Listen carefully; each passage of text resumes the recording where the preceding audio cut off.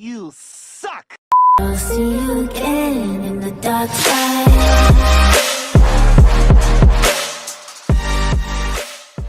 だって私はもうここにいるカズマと一緒にお風呂に入るような仲ですから。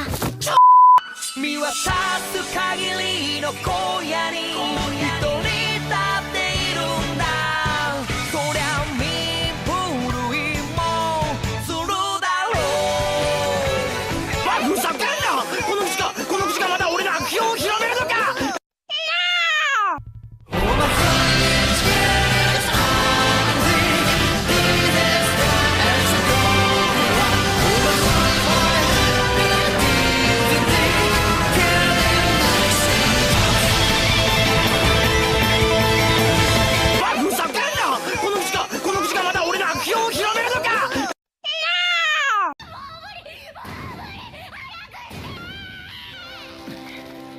うちのパーティーにはダークネスという硬い壁役がいるのに効果的に遠距離攻撃をできる者がいない。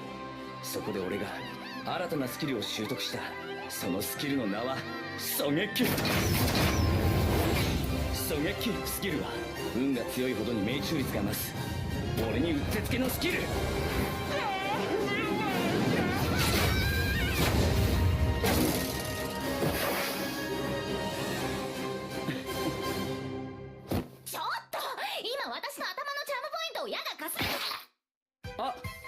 ふざけんな！この口がまだ俺の悪評を広めるのか！我が力、我が刃、我が狂気、我が狂気をもて見解せよ！エクスペロー！にゃはーうがけエクスペロージョン！ふざけんな！この口がまだ俺の悪評を広めるのか！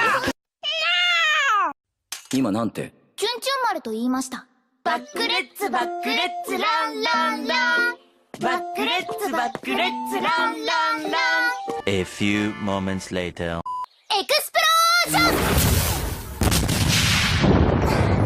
ロージョン